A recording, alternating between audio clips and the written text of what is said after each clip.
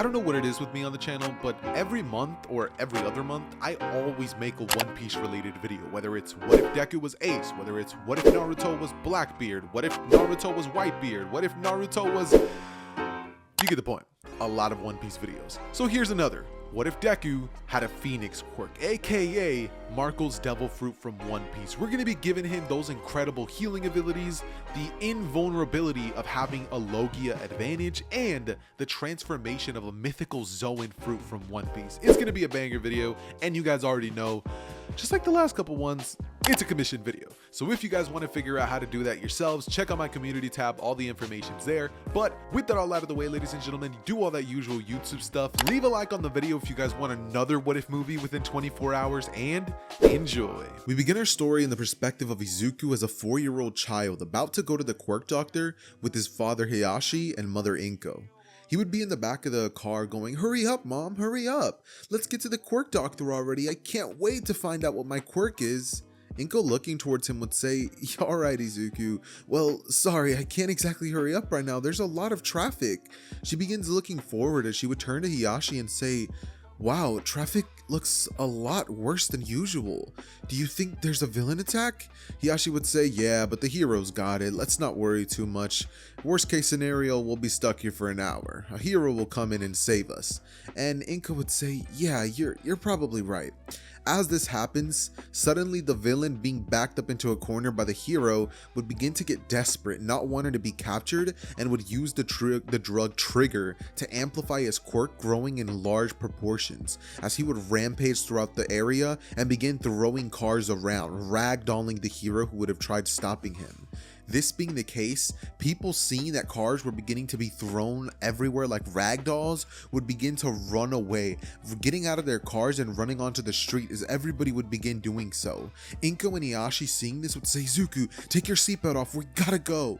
And Izuku would do this very quickly, looking extremely scared as he would follow along his father and mother. And as they run, Inko would be holding Izuku's hands as they would be beginning to get pushed by a huge crowd of people. And as Izuku would look back, he would see a strange pink monster with an incredible, powerful quirk that allowed him to throw cars around like they're coins. At this point, Deku would see a large truck being hurled at their direction, and Deku, eye wide, would not be able to move a muscle. Inko, seeing this, would push Deku out of the way as she would say, "Deku, run!" And Deku would fall down onto the ground, passing out just for a split second, with him rapidly regaining consciousness and looking at the direction of where his mom once stood.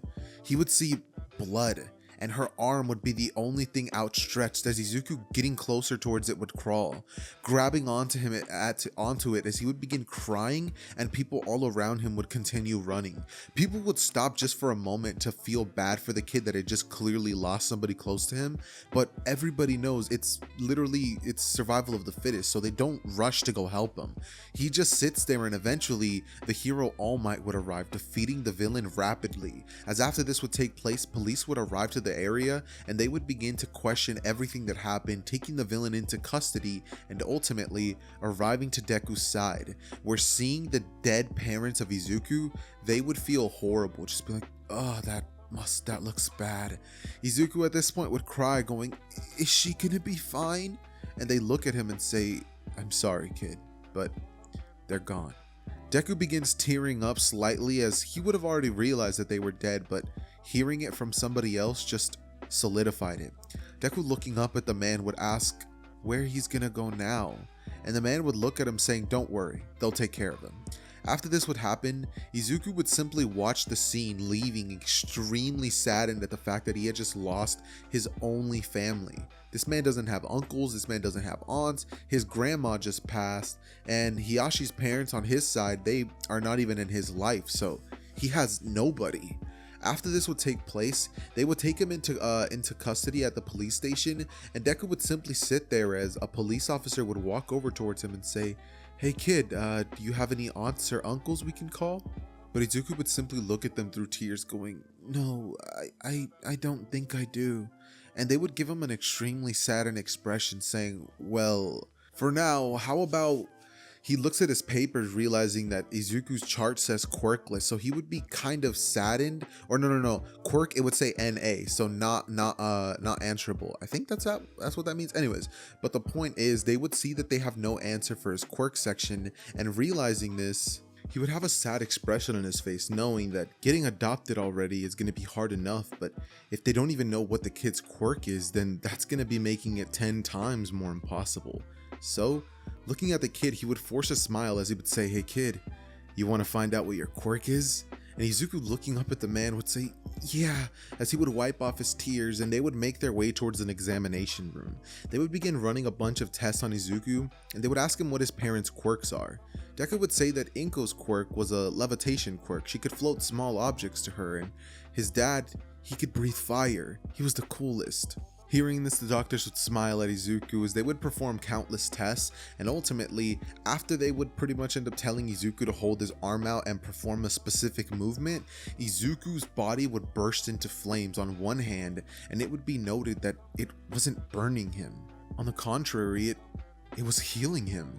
Deku, looking at the man who was actually running the tests, would hear him say, "Incredible. He has flames that can burn and heal, and they have no impact on his body. I shudder to think what the world will become if he was to use this quirk in the wrong way," as he would look at the boy and tell him that they're going to be running more tests. They would eventually end up finding out what Deku's quirk would be, and they would realize that Deku's body can entirely turn into flames themselves. Not he could burst himself into flames, no. His body is literal flames. After this would happen, the scientist, looking at Deku, would smile and begin praising him, saying that he has an incredible quirk, listing it down as Pheonix Flame, and marking it off as one of the most powerful quirks that has came in a while. This would be a big deal, because recently, the Pro Hero Commission would have started doing this thing where they ended up having the quirk doctors determine whether this was a low grade quirk, medium grade, hero grade, or like a very powerful grade, like All Might level quirk, you know what I mean? Like pro top 10 hero quirk. So with that being the case, and Deku having that listed and having absolutely no parents, Deku would be a prime target for that organization to swoop in and take the kid. After all, who was going to stop him? They were government backed, and it's not like anybody was going to step in the way and save him. If any police officer was to go, "Oh, like I'll adopt him to stop that from happening," it's not going to happen. Nobody has the funds to adopt every kid with a sad backstory, and so they would simply watch as a man in a suit would walk into the office, and about 2 days later, with Deku playing outside on a swing set with one of the officers, Deku would be sitting there, and the man would walk inside as he would, be sitting there with the suit and look at Deku, telling him that he's going to be coming with them from now on.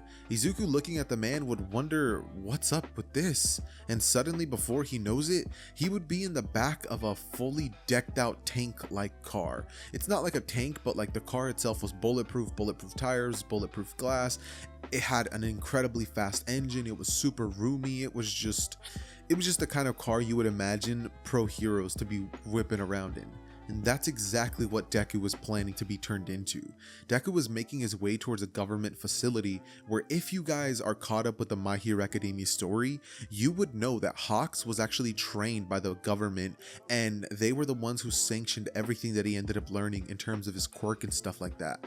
That's why he becomes such an incredible hero, and he learns to do all the things that he does. That said, Deku would walk inside of this strange area where Deku would be given, a nice room, a nice bed, but in terms of childhood, that would be ripped away from him the second that he would have joined this organization. And what was he going to do? They adopted him. He was now their property, is how they look at him. After all, they think that they're doing a good thing, considering they're going to train a kid up to be a hero. What else could a kid want? He's going to be shown how to do everything that he needs. He's going to be given the best access to facilities, to doctors, to food. But all Deku's life would revolve around for the next 10 years, because at this point he was 4 years old, would be training every single day. Training, school, training, schoolwork, training, schoolwork. You get the point? So by the time that Deku was 14, he was an expert user of his quirk. It still hadn't awakened because of his minimal age and the way that his quirk works. It's a Pheonix quirk, for crying out loud. It's based off of Marco's power from One Piece, from the Tori Tori no Mi, I believe it's what it's called. Not sure, but the Pheonix fruit pretty much allows him to have Logia powers with the Zoan capabilities of pretty much turning into an animal, which is absolutely incredible. So yeah, Deku's scaling is already like literally Nomu level. He's already on that All Might and One for All, or All for One, like echelon of top tier hitters in his verse, and he's only 14 before entering the entrance exam, which is what the school place that he was basically learning under would have been training him for. Deku would have essentially been the only kid around, and the only friends, quote unquote, if you could call them that, would essentially be the people that were in charge of taking care of him. Deku had lived a pretty sad life, if I'm being honest. Training that. It sucks, he won't lie, but at the end of the day, it was a good distraction from his parents. So much training, so much work. At the end of the day, it was going to lead to something good. Deku always did want to be a hero, and he looked at it as a way to make his parents proud. A way to, you know, commemorate their memories. A way to make the name Midoriya known so that he and his parents are never forgotten. Deku would be a very confident kid at this point of the story because he knows he's good. He's not like Bakugo in the sense that he's angry all the time, but he has that irrational confidence of, yeah, I can do it. Stand out of my way and watch me. That's the kind of character that Deku has essentially been formulated into. But when it comes to personality, he kind of is like on the more quiet, calculated, analytical side. He still's gonna have that incredible mind of analyzing heroes. Okay, here's how their quirk works. Here is probably their potential weaknesses. Here's the downsides. Here's the pros. Stuff like that. Deku would still have that mind that analyzes things, but this time it would be far beyond what it was in the original, because all his life, literally, I know I've said it so many times, but this dude, I can't stress this enough, has been training constantly every single day for 10 years. The dude is busted, okay? The dude is busted, which means that by the time that the UA entrance exams would come around, Deku would take it and he would ace every single thing. Now, that's putting it kind of lightly because it's not like Izuku's actually going to enter through the normal method. No, Deku's definitely going to be entering the UA entrance exam via recommendation, which, knowing Izuku, he would ace with flying colors. Now, I'm not exactly too entirely sure what the recommendation exam entails, so as much as I wish I could cover it, I don't really have too much to go off of, considering that the only content we get for that is the provisional license exam arc, where we see Todoroki and that Inasa kid beefing, and Inasa's flashbacks about how he thinks Todoroki's just like his dad and he like doesn't like him and yada yada yada. You get the point. But the point is that Deku essentially gets into UA because of course he does. He's just that good. And we would then finally move on to the first day of UA, where Deku would be told by the Pro Hero Commission that really he's only there as a formality, just to get his license and leave. They would tell Izuku not to worry about anything either, considering that he's only going to be there for 1 year. They're going to make sure he graduates early. And Izuku, hearing this, would nod, pretty much saying that thank you to them, as he would make his way to his limo that had always transported him, and he would finally make it outside of UA. Seeing the place, seeing the sunlight, seeing the building, seeing the kids around him, Deku would take a breathe in and think, hopefully I fit in. He would walk inside and make his way into the room, as he would end up getting a glimpse of someone he remembered from his past. Kachan? Deku would say, as Bakugo, looking towards the front of the classroom, would see a tall, young man with green hair, freckles that kind of resembled Izuku. Looking at him, he would think, Deku, is that you? As Deku would look at him and say, how's it been, Bakugo? Haven't seen you in forever. And Bakugo, who would have been in the process of arguing with Ida, would pretty much end up standing up as he would tell him what happened, saying that he heard about his parents' death, but after that he disappeared. Izuku would go on to explain that, you know, that's not really important, saying that he doesn't exactly like to talk about it. Bakugo, hearing that, would be like, guess I understand. Well, you made it to UA, I guess that means you did end up getting a quirk. Guess you're not a useless Deku after all. Deku, hearing that, would say, really? You had to bring that up? And Bakugo would say, huh, what? You thought I was gonna take it easy on you just cause you're here now? Nah, at UA, you're my competition, and I gotta make sure to blow it all away. So get out of my way or die! Bakugo would say, as Deku hearing that would say, "It's nice to know he hasn't changed," making his way towards an empty desk, sitting down as Aizawa would finally wake up and say, "Alright, put these on and meet me outside." Everybody would do exactly that, with Ochako being like, "But what about orientation?" Aizawa would say, "At UA, we don't do orientation. You have time for pointless ceremonies after you become heroes. Now listen to what I say." As everybody would make their way outside, putting their costumes on and meeting Aizawa there. Aizawa, after this would happen, just like in the original, would toss a baseball to Bakugo, who would throw it using his explosion quirk, impressing everybody. Immediately, everyone begins to get super hype, with the exception of Izuku, who had simply watched and instead of thinking, "Oh, that's awesome, wow, Bakugo, you're so cool," was simply sitting there analyzing Bakugo's quirk, as he would think, I honestly expected more. He'd be the only one that wasn't shocked by Bakugo's capabilities. And then everybody else would go, as Deku, using his flame quirk, would pack a little heat into the ball, sending it flying, doubling Bakugo's score, as Deku, turning towards him, would say he's grown a lot stronger. Bakugo, realizing that Deku is actually not weak anymore, would grit his teeth as he would smile and say, "Looks like I got a rival." After this would happen, they would end up having the rest of the events with a 50-meter dash, with Deku using his wings to pretty much fly through it, obliterating that exam. The grip shrink test, Deku would get an incredible score. Standing long jump, once again, the dude's a Pheonix. Repeated side steps, Deku would end up using his wings to essentially flap him from side to side. And then we would get the last 3 tests, which are push-ups, sit-ups, and toe touches. Safe to say, Deku does very well on those, being extremely flexible, thanks to all those years of the gymnastics class that he would have taken, thinking at first were stupid, but now that he's in this situation and he actually needed it, he's pretty happy he did it. And so, after everything would finally be said and done, and all the tests would be over, Bakugo would go up to Deku as he would ask him how he got so strong in this many years, and Deku would go on to explain that what he's been up to isn't exactly an easy life. He would go on to tell Bakugo the truth, saying that after his parents had died, he was taken in by the Pro Hero Commission and trained. All thanks to his quirk that he ended up unlocking the day that he ended up going off to go to the quirk doctor office. Bakugo, hearing this, would ask why in the world he was put into that, and Deku would go on to tell him that the reason is because nobody else could adopt him. If he had other family, they might have tried to get him to go into it, and they might have been able to probably train him, and Deku still most likely would have accepted, but it definitely would not have been as rigorous as what he ended up getting. Every day, day and night, Deku was training, sleeping, training, sleeping. It sucked, but at least he's free now, right? And he gets to go on to become the hero he's always wanted to be, so Deku looks at it as a bit of a win-lose situation. He won being a hero, but now he lost his childhood. Bakugo, hearing that, would go on to tell Izuku not to get a big head, that training or no training, he's gonna catch up to him. Just watch him. As he would walk off, in his head, being a little jealous of Izuku, but also thinking, "Sorry about your parents, Deku." Not saying it out loud, as the very next day would finally come around and they would have normal schooling until finally, the last class of the day, All Might would burst through the door going, "I am here!" As he begins to pretty much explain that he's going to be their homeroom teacher alongside Aizawa, somebody who's going to be around to help the students learning many things, and everybody hearing this would begin to cheer greatly. They're all just sitting there just like, "Whoa, it's All Might," until finally he would reveal that their costumes are here at the school, clicking the button before all of their costumes would be revealed, and we would get the iconic scene of every single student coming out with their new hero suits.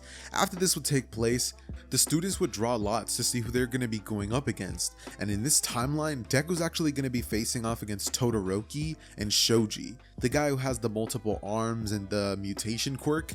Deku and Uraraka would both be paired up against them, and interestingly enough, this would actually be kind of an interesting battle, considering that the villains in this timeline is going to be Izuku and Uraraka, and they would begin the entire event with Deku noting that that kid for sure has an ice quirk, having seen him during the recommendation exam. So Deku, knowing that he has the firepower to counter him, would not be worried in the slightest. However, he would tell Uraraka that it's probably best for her to use her quirk on herself as soon as the test would start, noting that the most obvious thing that Todoroki's going to try to do is probably freeze the building. So Todoroki would do just that, beginning to freeze the building as soon as he gets into the second floor, and Deku, taking note of this, using his fire quirk, would begin to melt the place around him, as Uraraka, not heeding his advice, would have had her feet frozen solid to the ground.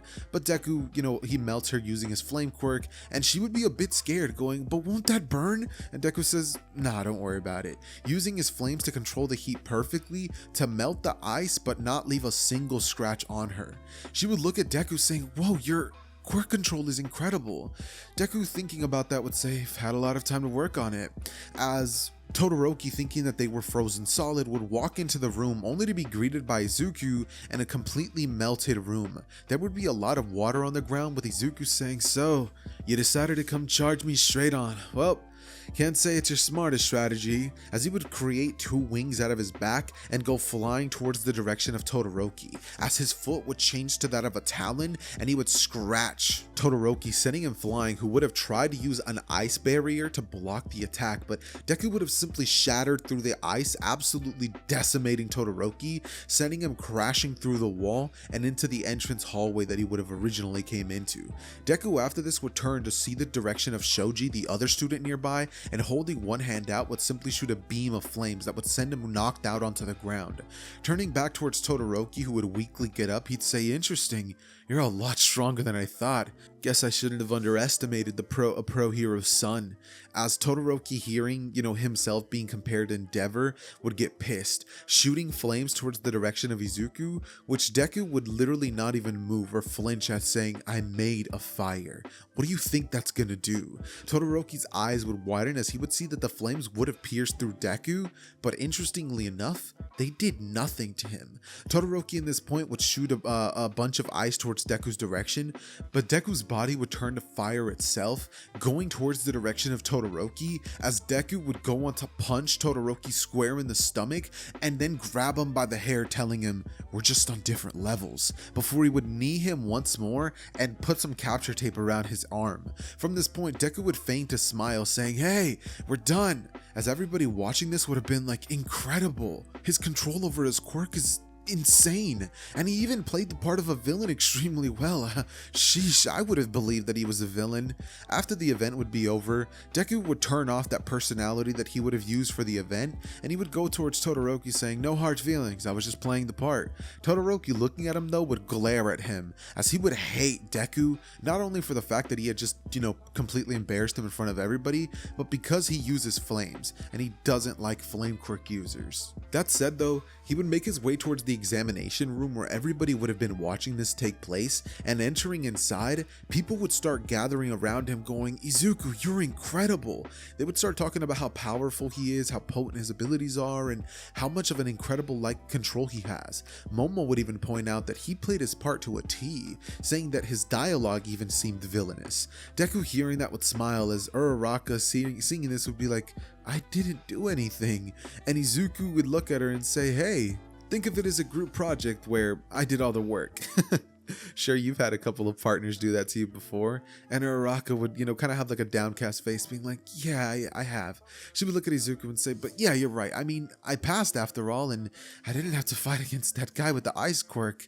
He was scary." As Izuku, looking at her, would say, "Yeah, you just think about it like that." And so the day would finally end, as everybody would have about a 1-week period where classes would be normal, with pro hero training after, at the end of the day, being their last period of the day, a 3-hour class, and then they would all be told about the USJ, with every student being handed a little, permission slip, to which Deku, taking it, would kind of decide that he doesn't need it, but he puts it in his pocket anyways, and he would make his way towards his home, being picked up by the limo like usual. People would begin to wonder if Deku's like filthy rich or something, but he's not.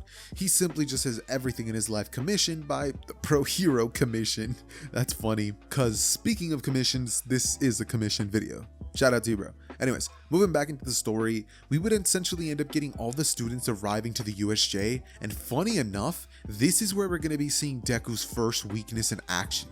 Kurogiri would still end up teleporting everybody away like in the original, as, the students make their way there, Hero 13 gives her speech, and Kurogiri would use his portal quirk. I could see Deku trying to fight against Kurogiri, but not being aware of him having that ability, which essentially lets him, be intangible to attacks, which is something that Deku has never faced with another opponent before, he would have been caught off guard.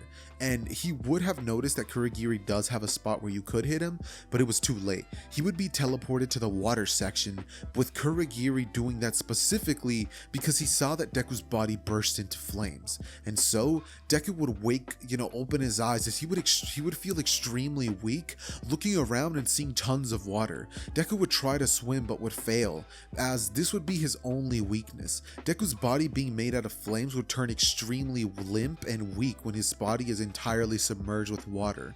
And in this moment, Deku's eyes would begin closing slightly as a villain would rush in towards him saying, "No hard feelings, kid, but you're gonna die!" Flying in towards him as Tsuyu would kick the villain away, wrapping her tongue around Izuku's body as she would help him up onto the boat. She would land there alongside Mineta and Mineta and Izuku, and once that would be said, Deku would pretty much end up getting chest compressions from Tsuyu because he would have actually drank some of the water. Deku would snap out of it, instantly waking up saying, "What happened?" And Tsuyu would say, "I saved you from the water. Looked like you can't swim. Even though you're really powerful, I guess even you have a drawback." Deku would say to please keep that on the down low, saying that he doesn't exactly want his drawback to be something that villains are going to be able to know about. Tsuyu, hearing that, would say no problem, that she won't say anybody. Also, call her Sue. As after this would happen, Mineta would say, "Even you have a weakness? That's good to know." As Izuku, looking towards the direction of the water, would say, "Alright, well, leave the rest to me."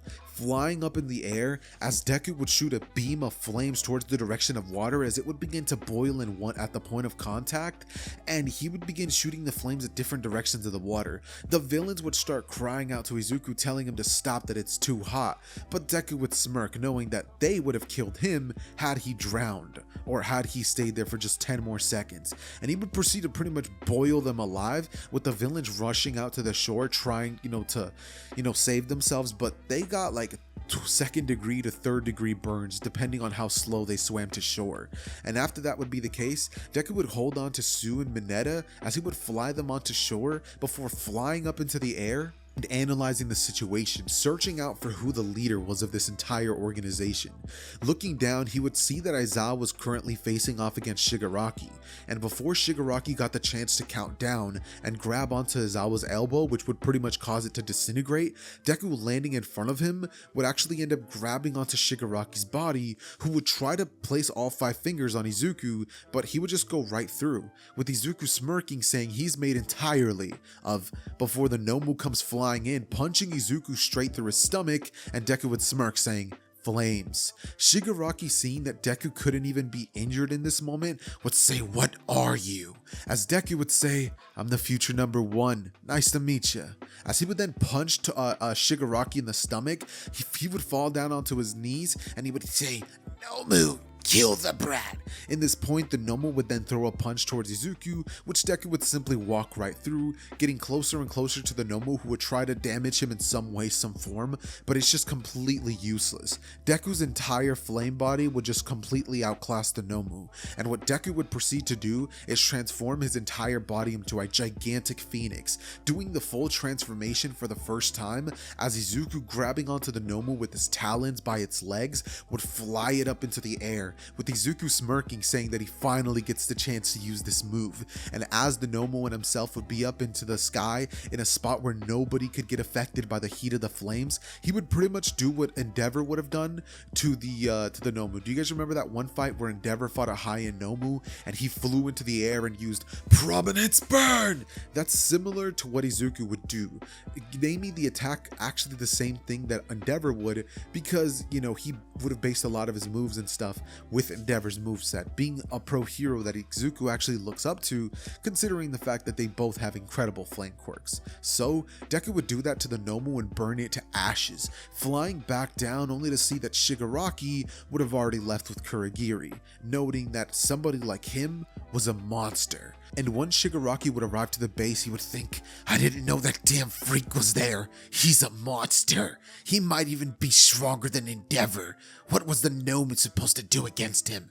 Master, we need a way to defeat that kid. He was able to defeat the Nomu."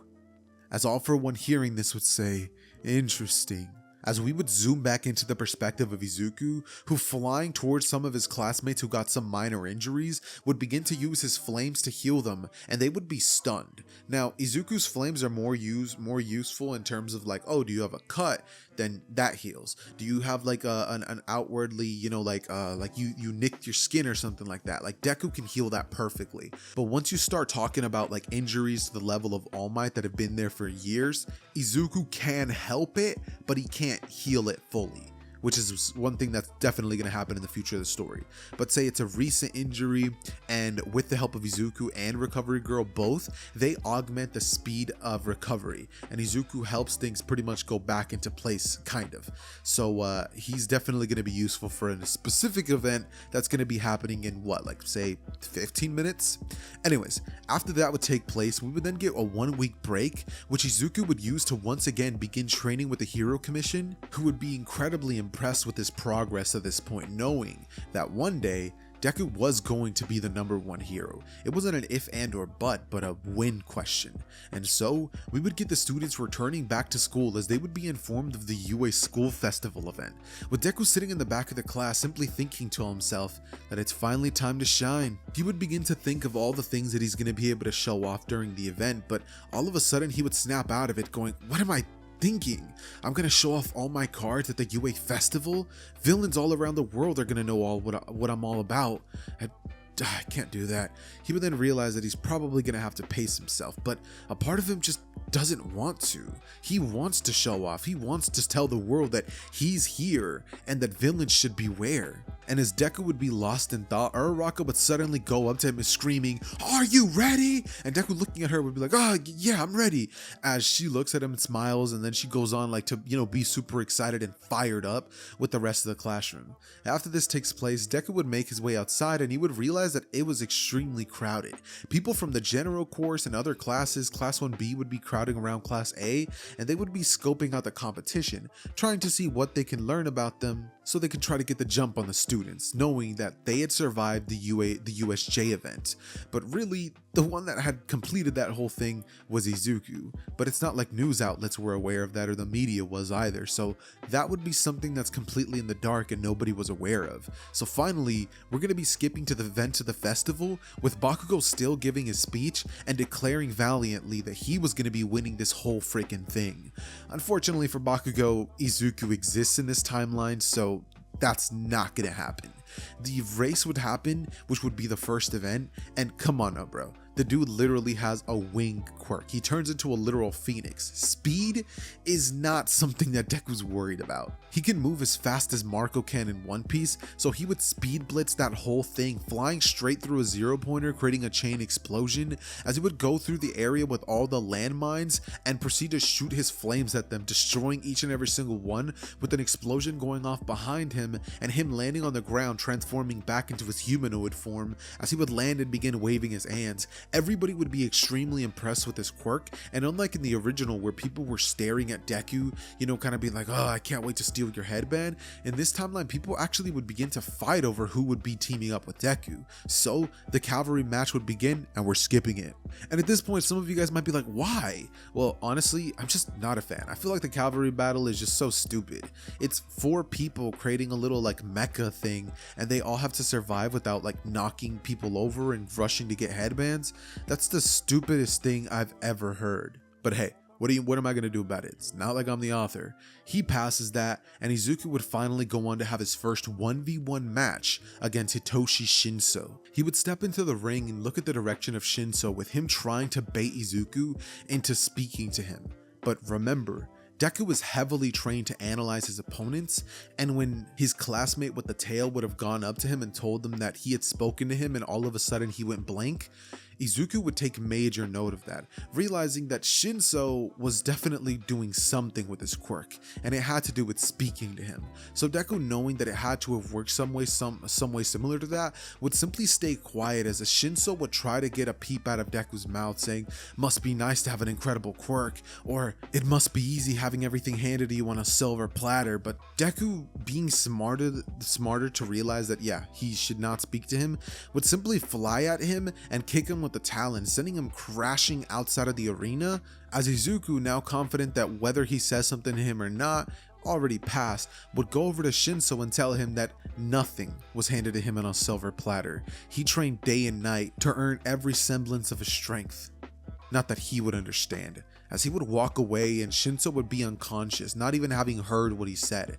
After this would take place, Deku would then have a rematch against Todoroki, but unfortunately for our favorite half hot, half cold user, it goes much the same as it would in the original, because his flames can't harm Izuku and his ice can't do a thing to him. So say he tried to shoot a gigantic pillar of ice at Deku, Deku's body can simply transform into fire, and with ice rushing at it, it would simply melt under the pressure of Deku's flames. So Deku would fly towards him in his Pheonix form and say, "You missed this?" as he would kick Todoroki square in the stomach, sending him crashing out of the arena, which is what he was attempting to do, as Todoroki using his ice would create a holding spot for him so he wasn't out, as he would look at Izuku and say he won't lose this time. He would shoot more ice constructs towards the direction of Izuku, but Deku flying around in the air now would say, "What are you gonna do now, dude? You can't even hurt me." Todoroki would shoot ice after ice attack, and Deku, getting sick of this, would say, "Quite frankly,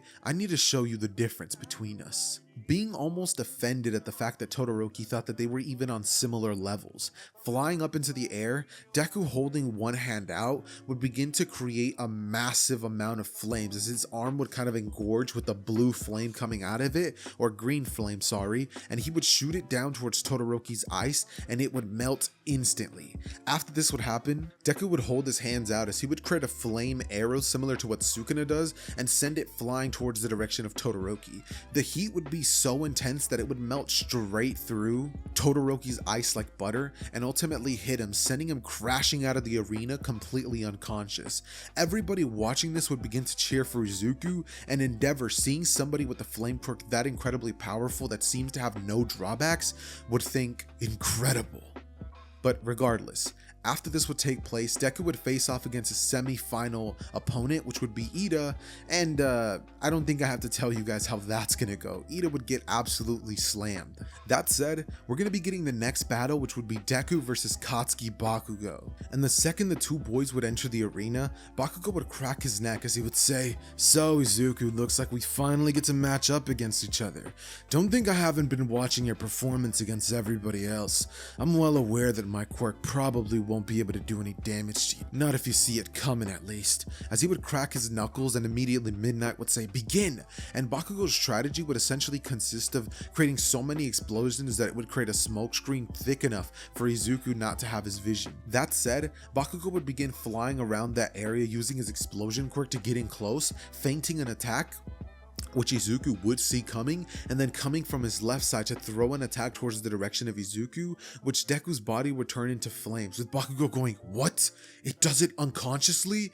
And Deku in this moment would simply smirk, saying, "Sorry, Bakugo," as a wing would appear on Deku's back and he would send Bakugo crashing out of the arena, landing on the ground completely unconscious, not holding a thing back for that attack, knowing that Bakugo was the type of person to not give up unless he was forced to. So with that being the case, everybody would end up being given their 1st, 2nd, and 3rd place medal, as Deku would find himself back in his classroom about 2 days later, with everybody beginning to pick who they're going to be taking their internships with, and also their hero names. And when it comes to Deku's hero name, he decided to name himself the Pheonix hero Ash, because just like a phoenix, he revives from the ashes, never having actually died before, so he's not sure if that might be a plus that his quirk will be giving him, but he does know that his quirk is a phoenix, so he thought that the name was kind of fitting. And when his classmates ended up pretty much saying that his name was actually pretty sick, Deku felt pretty confident about the name that he ended up giving himself. So with that said,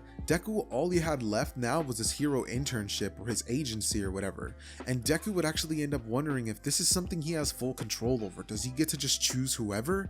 But Deku realizes of course he can't. He's in school, they don't have control over his life here.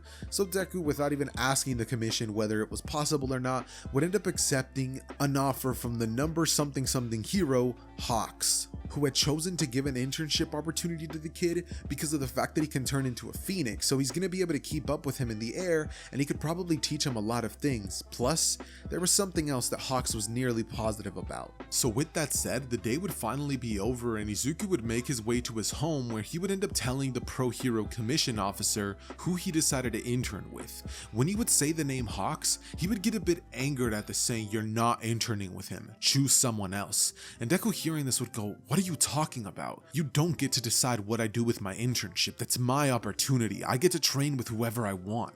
But the man would look at him, telling him that he's his property. In a moment of rage, slamming his hand on the desk, as Deku, hearing that, would say, "I'm your what?" And the man would say, "I didn't mean it, kid, but you gotta understand." But Deku would walk out angrily saying, "Screw you. I'm nobody's property. You might have trained me, but if you think that gives you some leverage to tell me what to do whenever you want, like I'm your little government dog, then you're out of your mind. I'm going with Hawks whether you take me or not. Remember, I can fly. You taught me that." And he would pretty much fly off into the air as he would say, "Kid, wait!" And like the guards would say, "Stop!" But he would hold his hand out saying, "Don't bother. The kid will knock you all out." As Deku would walk past every single one of them, making his way to his room, as he would begin to wonder why exactly he was so against him going to meet Hawks. But Deku would have a smirk on his face as he would think, regardless of whatever it is, I can't wait to find out. And so, Monday would come around as Deku, grabbing his things, would fly off towards Hawk's agency, flying super high in the air, as nobody would actually be able to see Deku flying up, so they weren't able to be like, "Hey kid, that's illegal." And Deku would arrive right in front of Hawk's agency, as he would see a really large building with wings on it at the top that say Hawks, and Deku, seeing that, would think, "That's cool, definitely gonna have to implement some green wings on my agency." Walking inside saying, "Hey, I'm here to see the Pro Hero Hawks." And suddenly, as that would be said, Hawks would come out of another room saying, "Oh good, you're here. Well, let's get started." Deku, hearing that, would shrug as he would make his way behind Hawks and follow him inside of a room where Hawks would pretty much tell him to put his stuff down, sit down, and they can have a little conversation before all this starts. Izuku does exactly just that, and then would ask Hawks why he sent him an agency internship or whatever. And Hawks, turning towards Izuku, would ask him why he thinks he sent him one. Izuku would simply smile, saying, "Well, because of his powers. He can create wings after all, so he probably invited him for that reason, trying to train him to maybe use some different flight patterns or something." But Hawks would look at him and say, "Kid, you have no idea. Yeah, of course I invited you because you have a fire quirk and you have wings, but I invited you because I know who you work for." Izuku, hearing that, would be stunned, saying, "What are you talking about?" And Hawks would say, "Cut the stuff. I know you've been trained by the Hero Commission. It's obvious. Your moves, your flight patterns, they taught me those things. And when I saw you in action during the sports festival, I knew that, well, you needed not training, but something else. So you're here to learn, yeah, but you're also here to just be a kid. I know I would have liked to have done that when I was your age and they had trained me up. For me, well, not to get too deep into my sob story, Dad was a drunk. He ended up accidentally killing somebody, and after that happened, he ended up having me with my mom. She was in love with the guy and they both lost their minds. One day, the bastard got taken in by Endeavor, my hero, right? And then after that happened, I was trained by the Hero Commission. You can imagine how that went. It was boring. They definitely transformed me into a hero, but all things childhood considered, that was pretty much gone." Deku, hearing that, would look down at the ground as he would say, "But they made us strong, right? Isn't that what matters? At the end of the day, we're going to become pro heroes one day and we're able to save people." Hawks, hearing that, would say, "Yeah, that's what comes with the job after all, but like I said, no childhood. That's what you're really here for, kid. I wish I had somebody around to look out for me, and now you do. You know who I am. Name's Hawks. So what's yours?" Izuku would say, "Oh, name's Izuku Midoriya." Hawks looks at him and says, No, not your real name, your hero name. What did you go for?" Izuku looks at him and says, "Oh, right, I chose the Pheonix hero, Ash." Hawks, hearing that, would think, "That's actually kind of sick, kid. Well, why don't you go on hero patrol with me?" Suddenly, Hawks would click a button on his belt that he's wearing, and a window would go wide open. He would say, "Think you can keep up?" And Izuku would say, "You're kidding. as they would both fly out the window and rush towards the direction of the street, saying, "Look, we're gonna be going on a hero patrol, so just stay near me, and then if we see any villains, I'll let you be the one that handles them. Show me exactly what the hero commission has taught you." Deku would do just that, and after about 2 hours of, looking around the city, going through random alleyways, and even signing a couple of autographs, they would finally be done. Hawks would say, "Alright kid, I'm gassed. Why don't we go get some grub?" At this point, both of them would make their way towards a burger parlor, and they would end up having a nice time, with Hawks essentially telling them stories about what it was like to be a hero, with the both of them laughing and Hawks asking him what it was like to train there, how much things have changed. Deku would tell him exactly that, and after Hawks would hear all of this, he would say, "Alright, well, you want to go do some more fun things?" As for the rest of the day, they go-karting, they go to arcades, they literally go watch a new comedy movie, they go to Topgolf, they go out to eat at another like a ice cream shop. They literally they go to the park, dude. They go to the park and they literally start like swinging on the swings. Hawks is literally treating Izuku like he was his little brother, and Izuku's all for it, right? He's having the time of his life, and he's never remembered having a day this fun ever since his mom took him to the park a long time ago.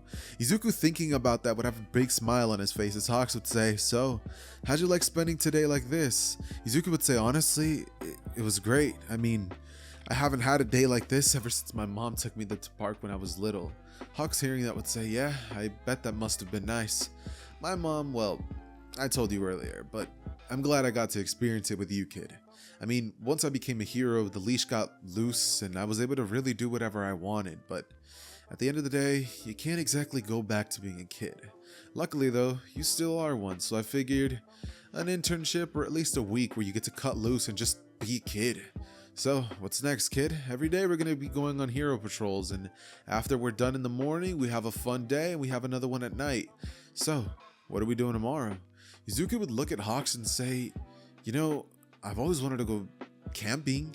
Hawks, hearing that, would say, "Of course you would," as the both of them would spend the entire week doing nothing but fun activities together, as Deku and Hawks by the end of the week would end up developing like a literal big brother little brother relationship, where Hawks is just helping Deku like pretty much complete his bucket list, I guess is the best thing that I could compare it to. That said, the internship would finally come to the end, and once it would, everybody would return back to class, but once they enter inside, they would notice that Aizawa walked in a very somber mood, like he wasn't his usual self. Aizawa would go to the front of the classroom and say, "Look, I'll be quick. Ida, he's in the hospital, and he's not going to be returning to UA. He ended up deciding that it was a good idea to go after the person who injured his brother, and he got himself paralyzed from the waist down. Your classmate Tenya Ida will never become a hero." Izuku, hearing that, would say, "What are you talking about?" As Aizawa would go on to explain briefly what had actually occurred, and Izuku, hearing that, would say, "I want to see him. I can heal him. My flames have healing properties, and if there's even a chance that my flames can heal him and get him back to normal, well then, I'm willing to do it."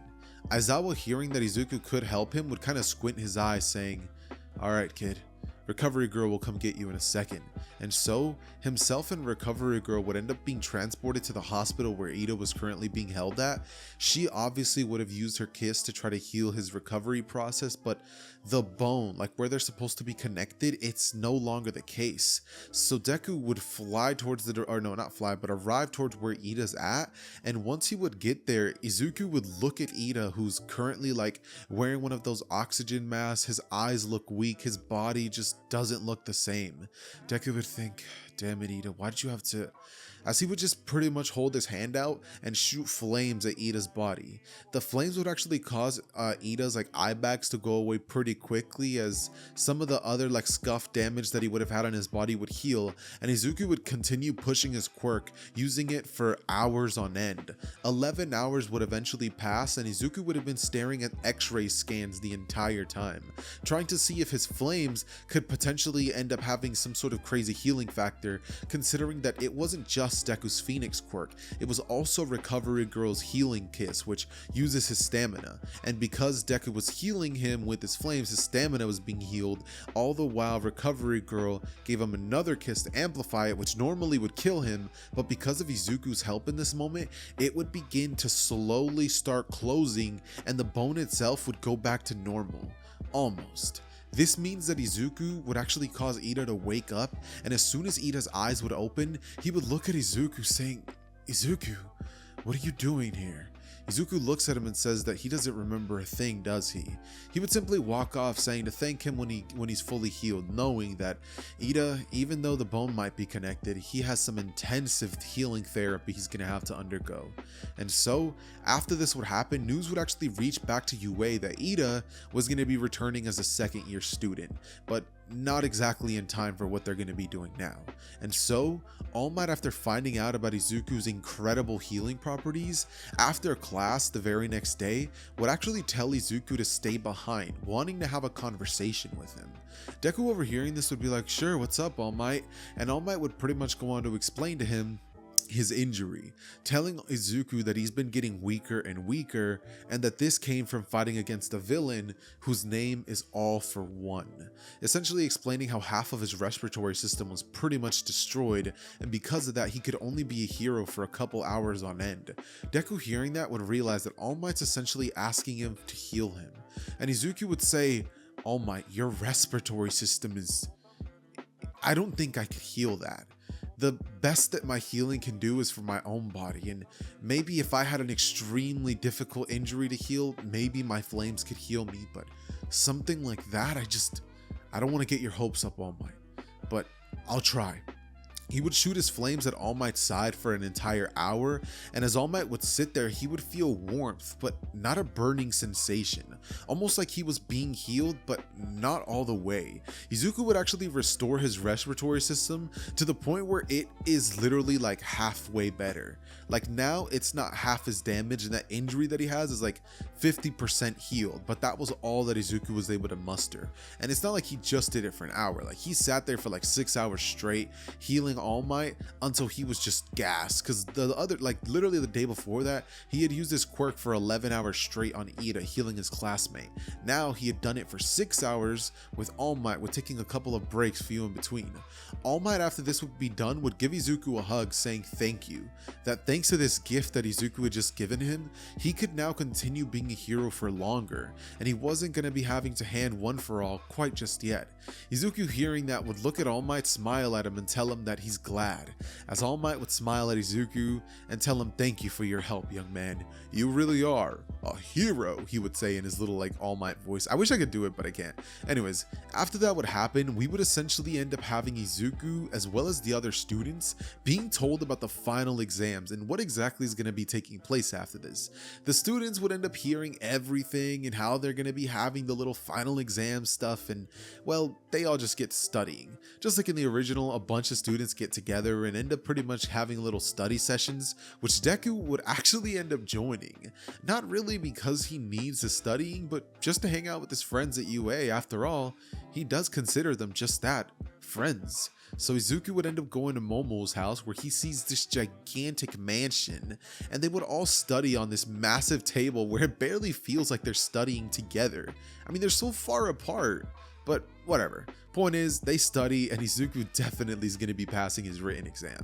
But his physical test, his fight against All Might, well, that's gonna be a little bit of a different story.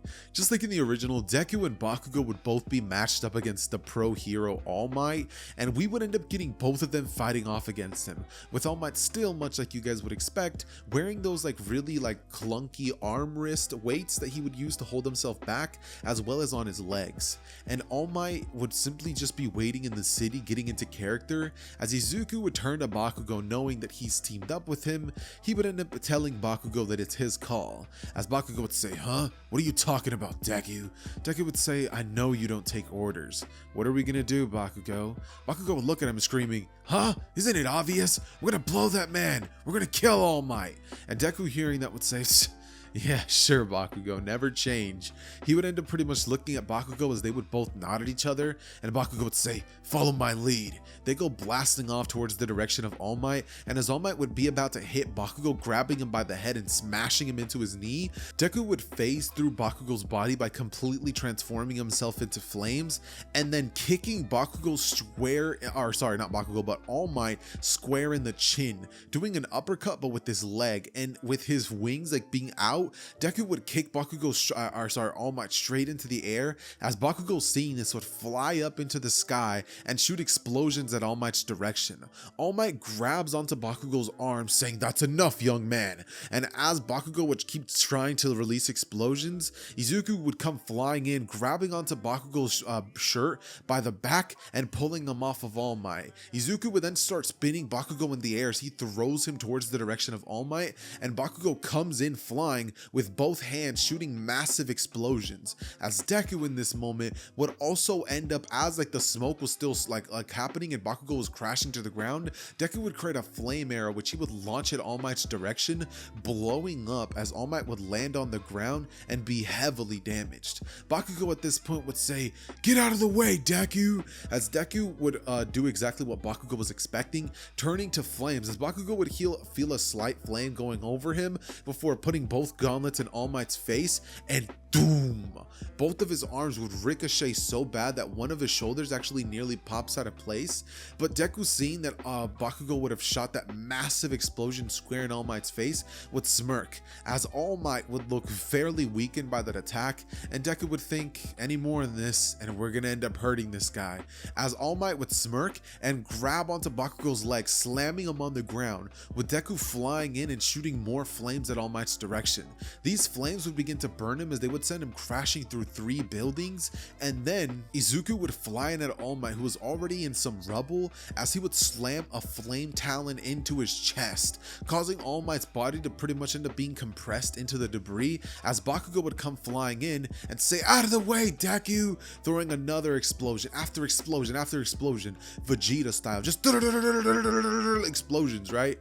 All Might would eventually just lay down on the ground as he would smile saying, "I yield," and Bakugo and Izuku would ultimately be the winners of this event. Now, obviously, if it was Bakugo versus All Might, he would have lost, but All Might was already starting to understand that if he kept trying to fight back, Deku was perfect against him.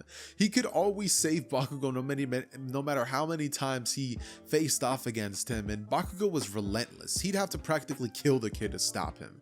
And Izuku, well, he's far along his way to becoming the next number 1, or at least a top 10 hero. All Might would smile as the two of them would pass, and Bakugo would end up smirking, saying, "Guess you weren't totally useless, Izuku. Good job." He would then pretty much walk away, as Izuku, hearing that, would have taken that as Bakugo pretty much saying thank you, knowing that that's just not his style. After this would take place, we would end up having everybody essentially being told about the forest training camp, and once wind of that would reach the students, all of them would end up essentially deciding that what they want to do now is go out as a group and buy some supplies for what they're going to have to do next. Everybody would do exactly that, and the entire class of UA would find themselves at a mall where this time, no, Shigaraki's not going to be trying to pretty much like grab onto Deku's neck or any of that stuff, because in this timeline, Deku and Uraraka being the last ones left behind by their group, and Izuku and Uraraka not having the same relationship that they have in canon, never would have the situation with what's his name, the laser kid, the guy who, Aoyama. He never ends up saying, "You like him, don't you?" So that doesn't take place, and so we end up actually getting Izuku and Uraraka going out to get some bug spray, with Uraraka saying, "Alright, well, what do you need to get, Izuku?" Izuku, looking at her, would say, honestly, he doesn't really need anything. He's pretty much set. And so he's seeing a burger joint nearby, the one that he would have went with Hawks to, would say, "Want to go get a burger?" She'd say, well, actually, as they would make their way towards the front of the line, and he would end up ordering a ton of food. Uraraka would start feeling bad, being like, "Oh, I can't." As Izuku says, "Don't worry about paying. This card never fails." She, hearing that, would be like, "That's a bit cocky."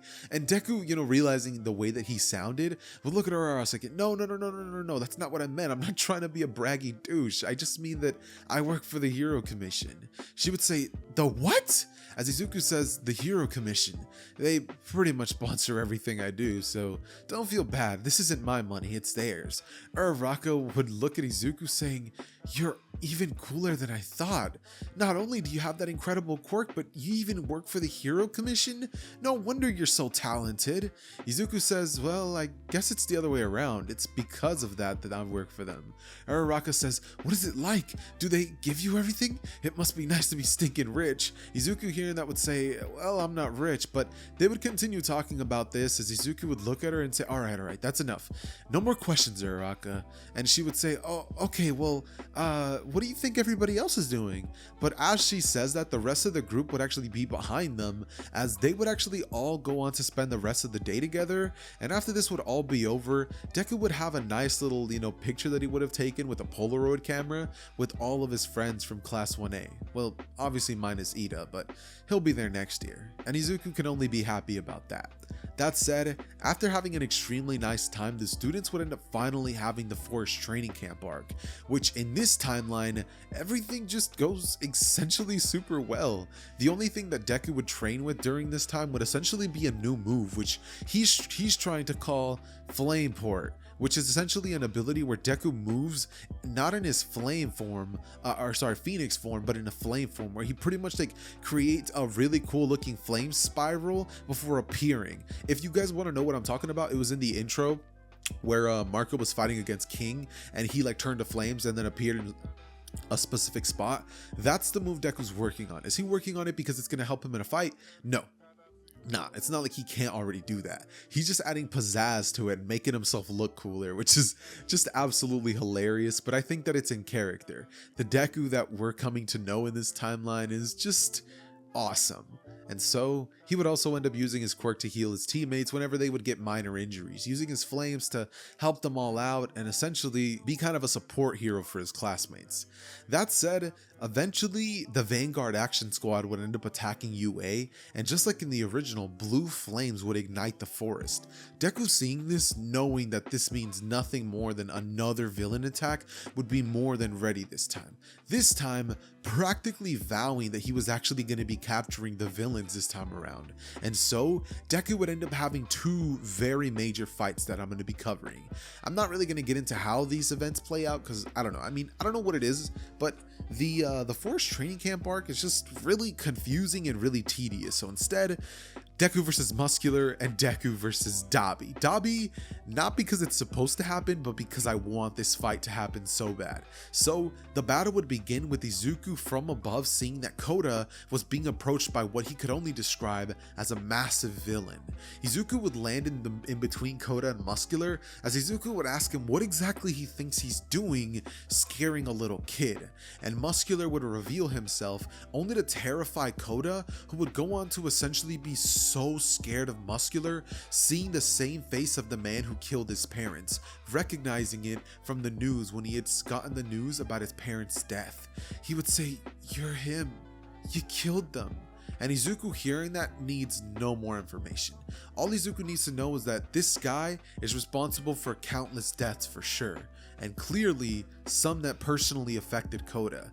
Deku hearing that would have a bit of a flashback moment to his mom seeing her arm underneath a car with her body splattered with blood, and his father, which luckily he didn't actually get to see. He would just look at the direction of Muscular and say, "You know, I was gonna knock you out, but I don't think this world is gonna miss scum like you." Muscular would go into his buff form, but Izuku would simply laugh, saying you simply became a bigger target, saying that with that muscle quirk, his hitbox just increased exponentially. Deku holds one hand out, as from it, flames would burst forth, and they would begin to burn at Muscular's muscle fibers, with him trying to pretty much use more and more to barricade himself, but they just burn and begin tearing off like a tire with too much air. You just hear the muscle fibers ripping as all of them would be destroyed, and Izuku would end up opening his mouth as flames burst forth from that, and Muscular would fall onto the ground practically dead. He's not dead, but it was really bad. Koda seeing this would look at Izuku saying, "Did you kill him?" And Izuku looks at Muscular saying, "Nah, he's still alive." Barely, he would think, as Koda would then be flown off towards the direction of Aizawa, with Izuku rushing back into the forest and seeing two villains nearby. It would be Twice as well as Dabi. Deku would land in front of them asking what exactly the big idea was lighting the forest ablaze at night. Dabi, looking towards the direction of Izuku, would hold one hand out saying, "Get lost, kid," with blue flames shooting at Izuku's direction, but Deku wouldn't bother moving, with him simply smirking, with the flames not affecting him at all, and him saying, "You're kidding, you're trying to fight fire with fire?" As he would turn himself into a phoenix, flying towards the direction of Dabi, and with his talon he would hit him into a tree, knocking Dabi out, who would fall down onto the ground, before then turning to see Twice's direction, and Twice would be like, "Huh, what? No, I want to fight you. No, I don't. I'll defeat you. Yes, I will. What? No, yes, maybe." As you know, Twice is doing his usual spiel, and Deku would knock him out using his flame quirk. But interestingly enough, we would get the reveal that Twice wasn't a clone the whole time, way earlier than we do in the original. And after this would happen, Deku would go to reconfine with his friends, seeing if everybody was fine, with Izuku realizing that Bakugo's gone. He would turn looking around, only to see a man with a weird top hat and a white mask covering his face. Obito, he would think. Nah, I'm totally kidding. He would fly towards the direction of Mr. Compress, who was currently entering a portal, and Deku, maxing out his speed to try to reach him before he could end up leaving, would end up simply just flying through nothing but air, crashing into a tree if he didn't have his flame form, and just landing on the ground as he would punch at it, saying, "Damn it, I wasn't fast enough to save him." He would then look up towards the direction of the rest of his classmates as he would wonder what's next, realizing that Kacchan is probably not going to be in for a good time now. That said, the forest training camp would eventually be cleared out, with all the heroes returning back to base and them all pretty much trying to figure out what Bakugo's location would be. Deku would end up talking with Momo, as he ends up finding out that she actually would have put a chip on one of the Nomu's bodies, essentially meaning that Deku would go over to her and literally beg her, saying that he needs to save Kacchan, that it's his fault he was taken, and if he was just a bit faster, he would have saved him. Momo would end up telling Izuku that she can't, that she'll get in trouble, but Izuku, looking towards her, would simply go on to say that he only wants to try to rescue Bakugo, essentially explaining that if things look too dangerous, he'll bounce. He would also tell Momo that he's not going in alone, he's gonna get some help from the pro hero Hawks. Momo, hearing that and realizing that Izuku's not dumb enough to go in alone and he's genuinely gonna have help from Hawks, he would call Hawks, as right in from a Momo, she would pretty much say that she's only gonna give him the device if he can prove that he's having help from Hawks. Izuku calls Hawks and says, "Yo, think you can help me out with something?" And Hawks would say, "Depends, but I'm in." As Izuku would end up pretty much hanging up the call and telling Momo that she heard, he's in. Momo would give him the controller, saying not to do something stupid, as he would smile at her and say, "Wouldn't dream of it." After that would take place, Izuku and Hawks would end up pretty much talking to each other, as he would tell him everything that happened, with Hawks saying, "So, you weren't fast enough and now you want to make up for it? Guess I understand. The Hero Commission isn't aware of this, are they?" Izuku would nod his head no, and Hawks would smile, saying, "Well then we better hope that we end up being successful. Because if not, kid, you're in for it, I'm in for it, we're in for it." Izuku turns to Hawks and says, "Come on, what do you really think's gonna happen? It's me and you going to take out a couple of villains. I could have done it on my own, but I'm having you here for assurance." Hawks would say, yeah, well, let's go." And so the nighttime would finally roll around, as they would fly off towards the location where Izuku was sure that they were going to be hidden. Izuku would end up taking out some X-ray goggles or whatever it is, the same ones that Kirishima would have brought with him in the original, as Deku, holding onto them, would look inside of the room and say, "There's no way." He would tell Hawks, "Look, it's Nomus." And Hawks, seeing that, would be stunned that there's a bunch of Nomus being created in this lab. As Izuku and Hawks would be doing this, however, a huge explosion type thing would go off in the distance, and Deku, hearing that, would fly up into the air, as he would realize that the heroes were currently having a raid party as well. Hawks in this moment would smirk, saying that he knew all along, but he decided to simply help Izuku out just in case his friend was here. So Izuku, seeing this, would say that he's definitely definitely gonna have to come back and burn this place to the ground, as they would fly off towards a separate location, with Izuku seeing the heroes currently about to bust in the building. Deku would watch as the heroes would go on to perform just like they would in the original. Kamui Woods, pretty much restraining the villains with his lacquer chain prison. You have that one hero who's edge shot, who goes through, knocks out Kurogiri and the rest of them, and All Might would pretty much sit there being like, "We are here." As this is taking place, suddenly from a distance, Izuku could hear it. Villains were on the move. A bunch of them would be taken out immediately, as All for One in this moment would have essentially ended up using his abilities to end up defeating the heroes and seemingly killing Best Jeanist.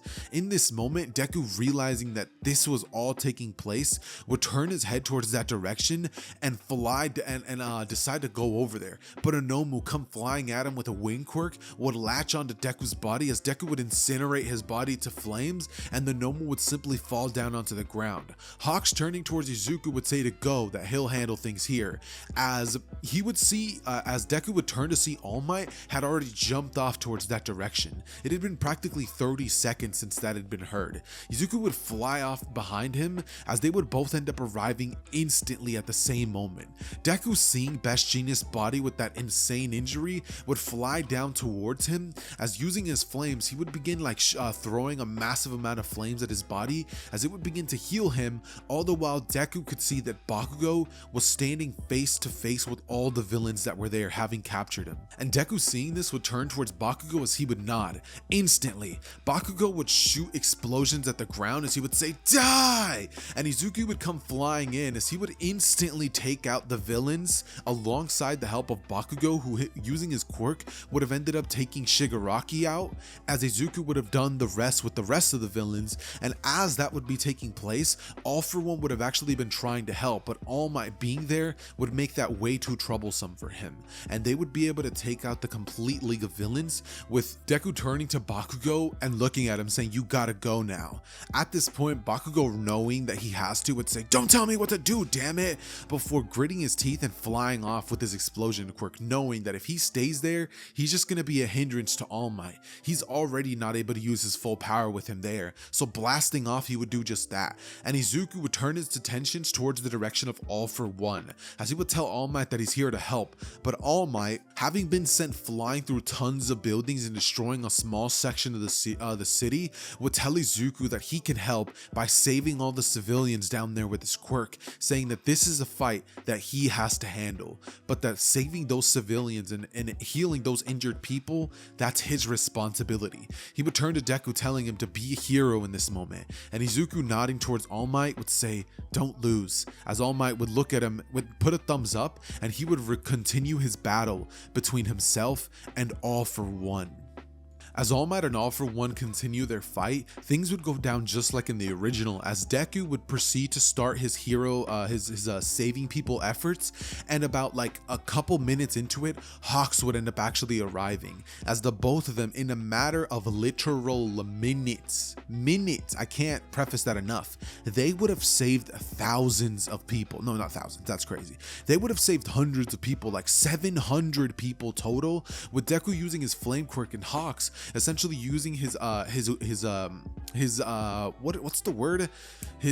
wing feathers. His feathers would use those feathers to fly people to a distance safely, with Izuku using his flames to heal multiple people at once.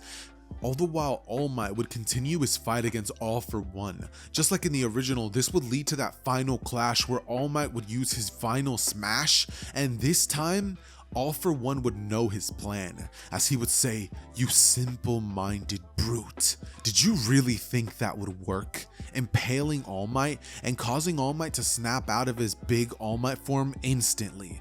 In that moment, his body would fall to the ground, with All for One gloating in front of All Might, saying, "This is your #1 hero. Watch as I turned him into nothing. This is not a god.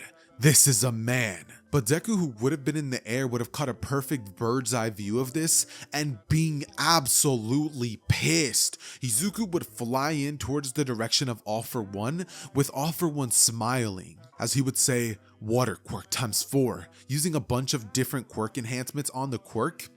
as out of All For One's palm, a gigantic amount of water would shoot forth, looking like a tidal wave, which would completely submerge Izuku, who in this moment had tunnel vision and had charged in blindly. He didn't have enough to redirect his trajectory, and Izuku would have been flying in first into this large pool of water that would have proceeded to send him crashing into a bunch of rubble, with him being tossed like a ragdoll through the raging waves that would have come shooting out of this water attack.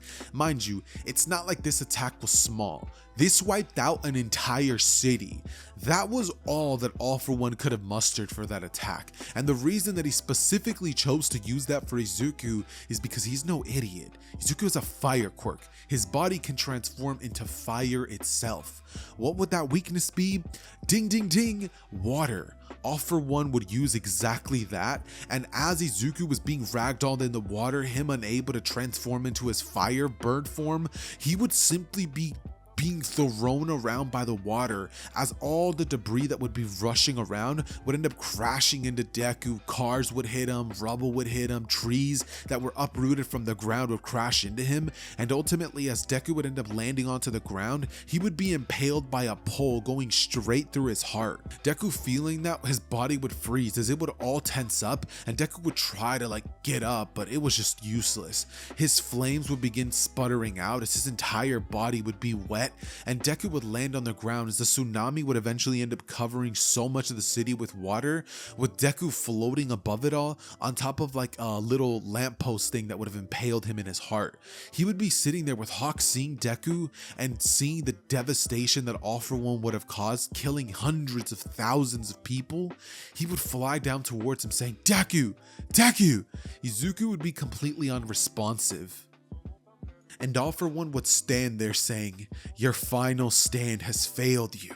All Might is dead, and now Hero Society will fall down to its knees." And as All For One would pretty much be sitting there doing the classic villain monologue, Izuku would rise from the ashes as his entire body would combust into flames, and it would look as though the sun itself had came out at nighttime. Flames would be so bright that they would engulf the entire area, and Izuku's eyes would go a perfect white color. Izuku would shoot off from the pole, flying up in the air as that injury that he would have had before would have successfully killed him. His Pheonix quirk kicking in and essentially bringing him back to life, as Deku's power would have had an awakening. His devil fruit abilities would now be at full throttle, as Izuku in the air would stare down All For One, and holding nothing but two fingers out like a finger pistol, he would shoot flames so hot, so bright, and so fast that All For One's next attack at shooting a water tsunami at it again, which wouldn't be as potent because this time he wouldn't have had as much time to react. Even if it was as potent, it wouldn't have mattered. The water itself would literally begin to evaporate faster than the flames could get to it. So as this would happen, think of it as a Dragon Ball Z key beam clash. Izuku's would completely begin to destroy All For One as it would get closer and closer, reducing that man straight to ashes. All For One would be nothing. There would be nothing but a char mark left behind, and literal rocks would look like they're molten lava. In this moment, green flames would be all over that area as Izuku would pass out into unconsciousness, and the entire situation would have been filmed live on national television. Yeah, they won, but this would be kind of a bit of a somber victory, considering the fact that they beat the bad guy, but All Might, the symbol of peace himself, was now dead. Deku a couple of minutes later would snap back into reality as he would be standing there in the rubble with Hawks telling him to get up, saying that he saved as many people as he could from those buildings that were flooded by the tsunami, saying that luckily, yes, it destroyed a large part, but there's many survivors, but the injuries are just off the charts. Deku would weakly get up saying he'll start helping, but he could feel his body was just at its limit. Having had that quirk awakening moment, he was gonna be done for the day. And so the heroes would end up cleaning up the entire situation with them holding a funeral for All Might. This would be televised on national television with everybody watching the funeral of the #1 hero, the person that they all look up up to, as a huge statue would be formed of All Might right in the city where he had essentially died, and everybody would begin commemorating him. But not everything was bad, because from the ashes was born the next #1 hero, Izuku Midoriya. And that, ladies and gentlemen, is where I'm gonna be ending What If Deku Had a Pheonix Quirk. Let me know down below in the comments what you guys thought about this series, and huge shout out to Lyrie for commissioning this fire video for you guys. Honestly, I had a ton of fun making this video, and this one was actually one of the more difficult videos to actually script for me. I ended up taking a lot more time scripting the video than I did actually recording it, which is kind of funny. But hey, I made a banger for you guys. Rate it down below in the comments. Let me know what you guys thought about it. And also, in case some of you guys are wondering why I didn't go into the overhaul arc, simply because that dude is toast. If Deku saw him doing what he did to Eri, he's destroying him in that alleyway, and that's all she wrote. So with that being said, ladies and gentlemen, I love each and every single one of you guys. It has been your boy Xehther, and I am out. Peace.